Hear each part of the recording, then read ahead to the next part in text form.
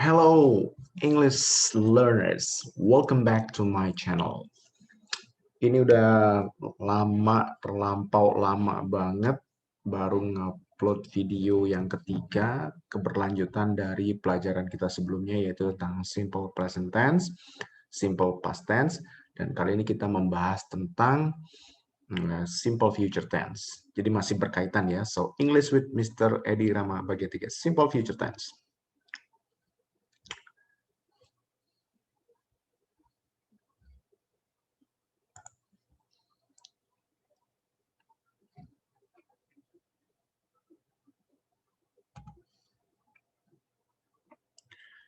Baik, sebelum kita lebih lanjut ke contoh dan juga penggunaan dalam struktur kalimat yang benar, apa sih sebetulnya definisi dari future tense ini? Tense yang digunakan untuk menyatakan, ini maaf tipe, sebuah kegiatan atau peristiwa yang terjadi di masa yang akan datang atau masa depan.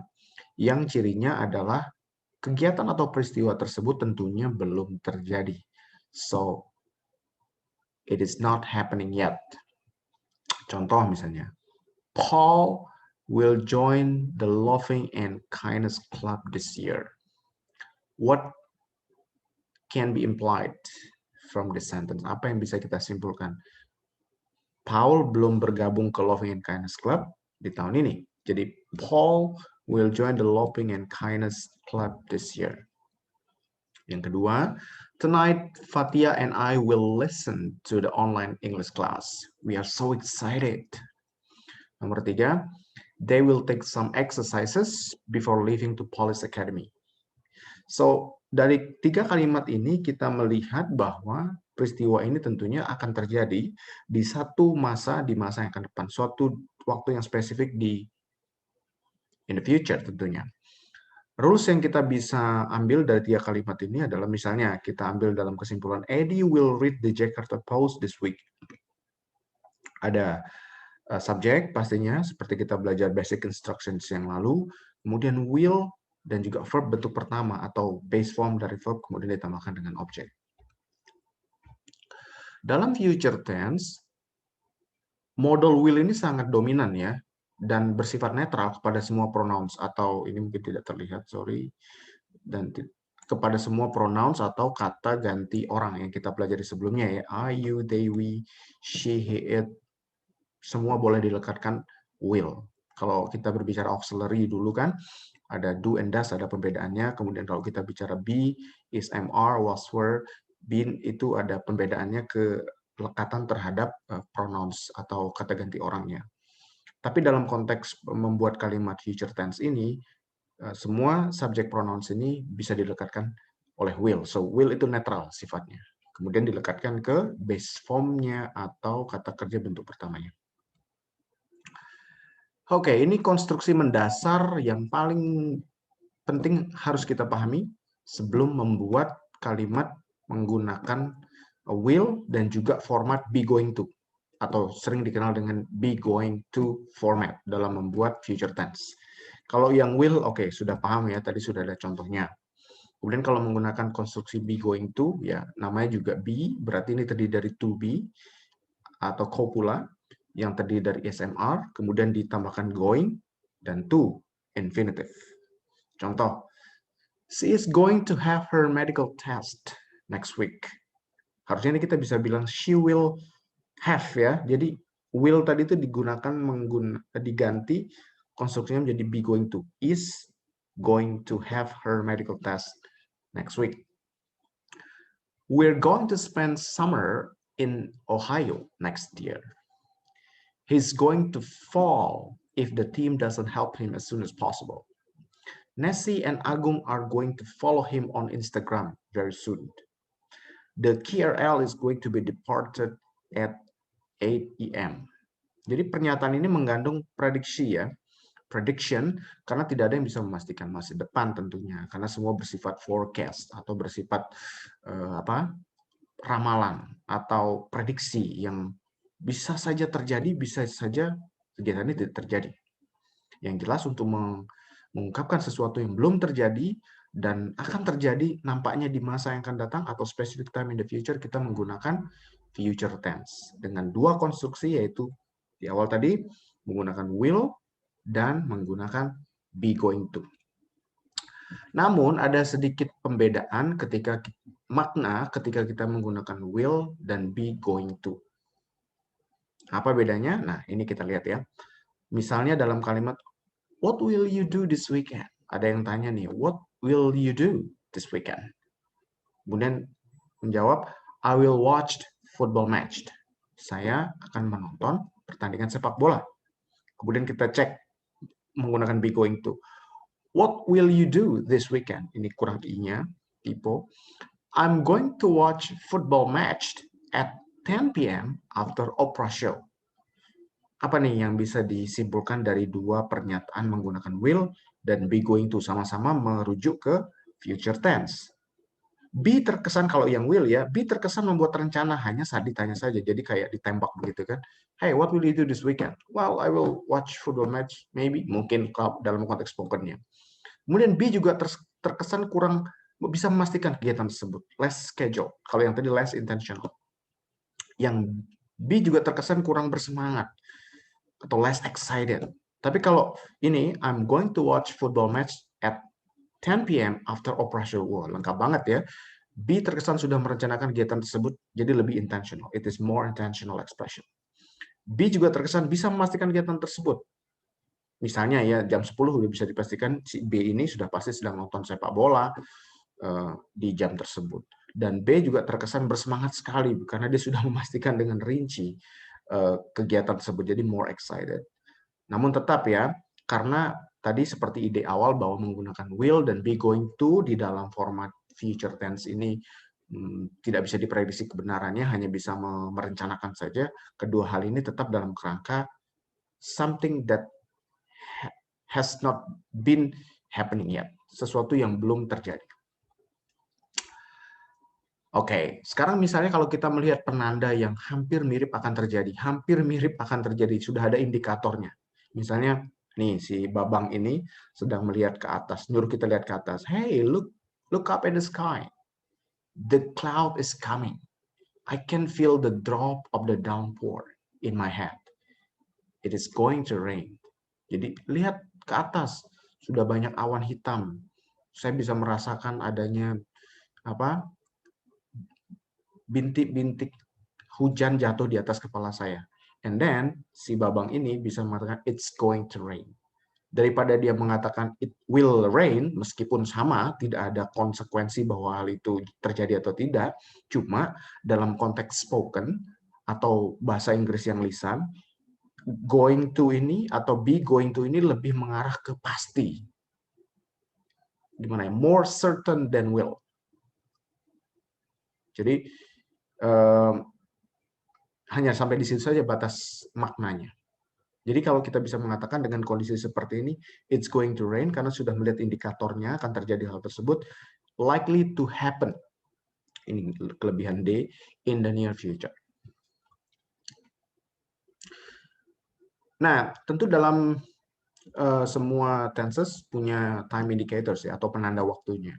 Nah, dalam future tense ini juga, simple future tense ini juga punya penanda waktu atau time indicators yang sangat frequent atau sering digunakan.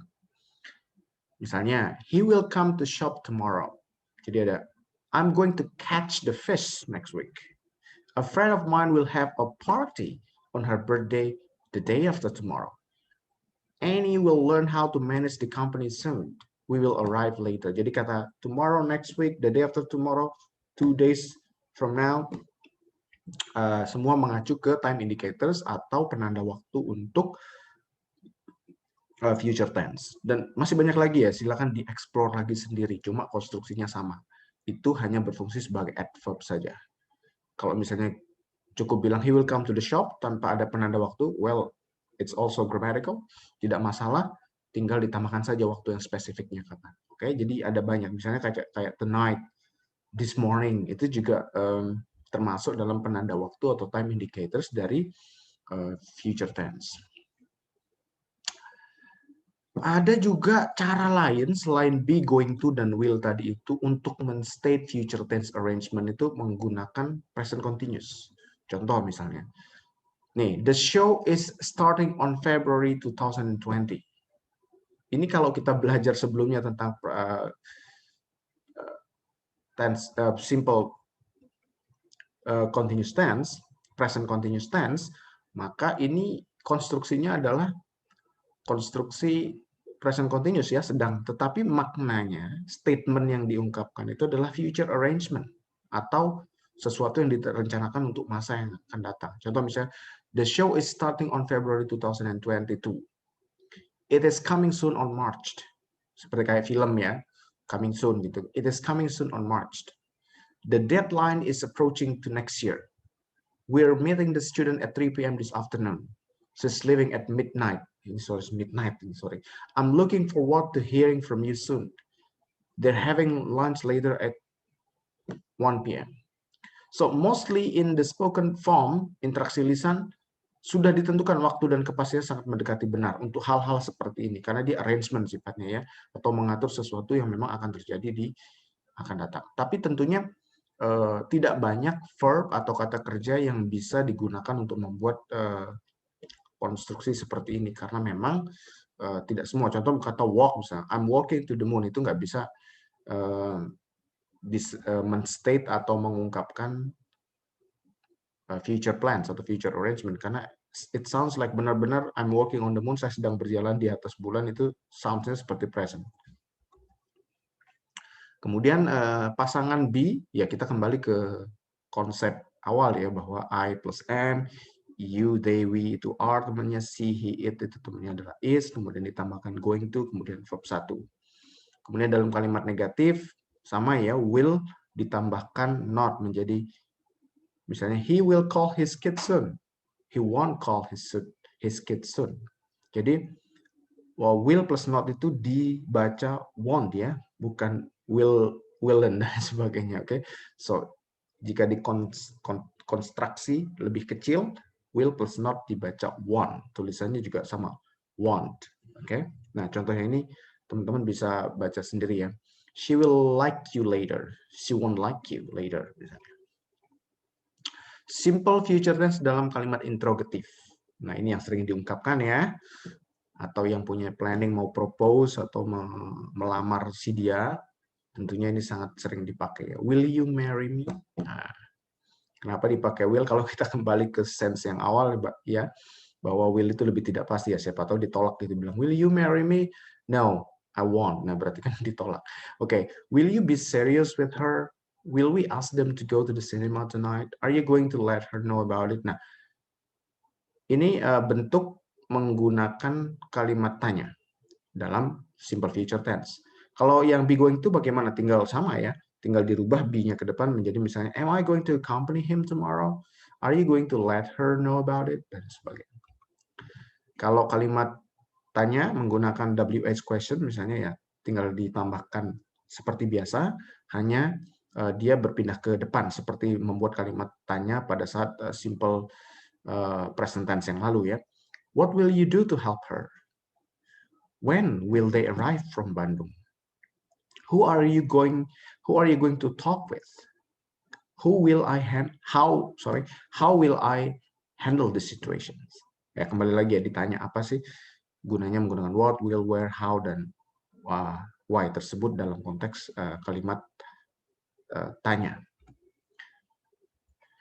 Oke, ada juga bentuk lain. Ini memang kalau kita bicara future tense ini ada banyak sekali konstruksinya. Ini perpaduan yang menggunakan will plus be, verb ing lagi. Ini ada nggak? Ada dipakai, tetapi mostly dipakai dalam konteks bahasa lisan. Misalnya, the payment will be giving as soon as possible. I will be leaving very soon. It will be coming soon. They will be delivering it right now. She will be talking to her boss. Nah, ini nanti akan kita lebih explore lagi dalam lesson berikutnya atau pelajaran berikutnya dalam future progressive tense.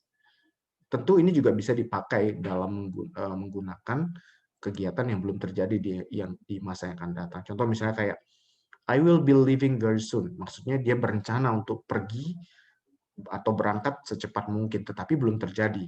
Nah, tapi ini apakah termasuk future tense yang tadi mengungkapkan plans atau arrangement di masa yang akan datang atau termasuk future progressive tense, kita akan lihat nanti di pelajaran berikutnya. Nah, kesimpulannya adalah ini yang paling menarik. Kapan sih kita memakai simple future tense itu?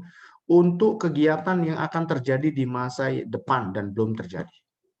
Jadi kalau kita ada timeline itu ada present, kemudian future, dan past. Jadi ini future ini berada di tempat yang maju. Jadi kalau kita berbicara rencana, plan, prediksi, tentatif, jadwal, ekspektasi, harapan, ramalan, lain sebagainya, itu menggunakan simple future tense. Oke, jadi sampai di situ pelajaran kita.